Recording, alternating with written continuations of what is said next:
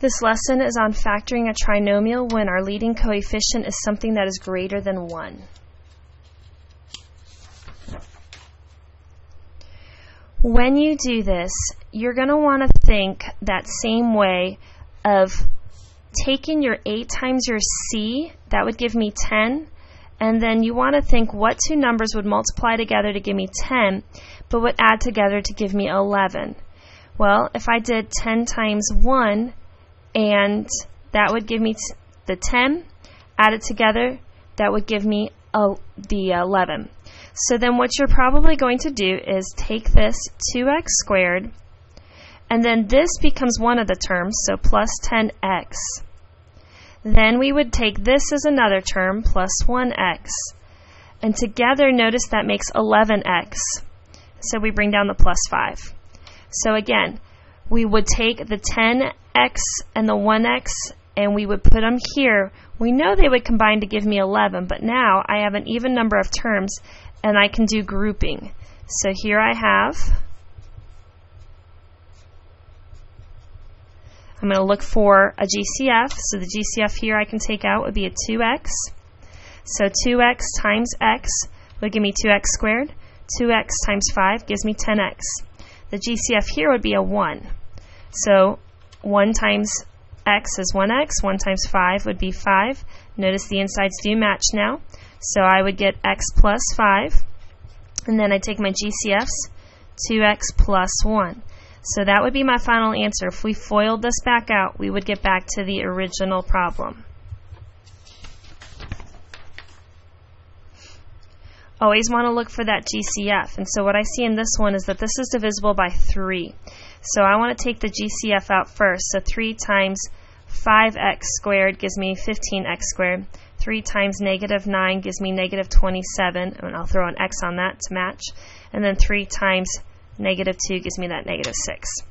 So the 3 will come down. In the meantime, we're only looking at the insides here. So 5 times negative 2 would be negative 10. And then we would have negative 9. So we're looking for two numbers that would multiply together to give me negative 10, but would add together to give me negative 9. So I know I'm going to be using 10 and 1 again. However, if you'll notice, I need this 9 to be negative, so this one's got to be the one that's negative. So now what you're going to do is you're going to bring the GCF down so we don't forget about it. We're going to open that box up. And then we're going to go ahead and say we've got 5x squared. And then this will give me my first term, so minus 10x. Then we've got a plus 1x, and then that would be minus 2. Because again, notice that if I combine these two, I will get that negative 9x. Now we're going to go ahead and group my terms here. So I can now factor out a GCF in the inside. So bring that 3 down. The GCF that I can take out here will be a 5x. And then we would have 5x times x gives me 5x squared. 5x times negative 2 would give me that negative 10x. The GCF in this one happens to be 1 again. And so when I take the GCF out, this is what I'll get. And now look, our inside parentheses matches, so we bring down the GCF. We go ahead and bring our x minus 2 down, and then the two GCFs on the outside will combine together to give me my last factor. And so this will be my final answer.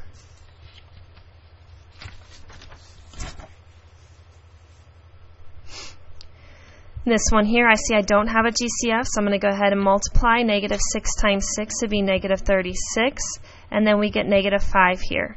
I know I'm going to use 9 and 4. Yes, 9 and 4.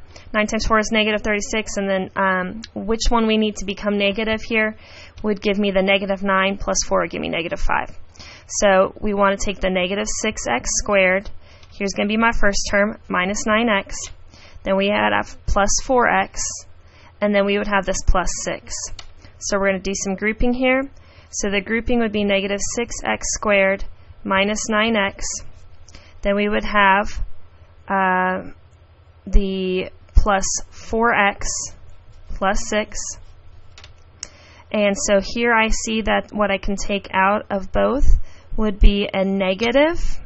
And then I see a 3x, and then this would be 2x here, and negative 3x times 3 would give me negative 9x.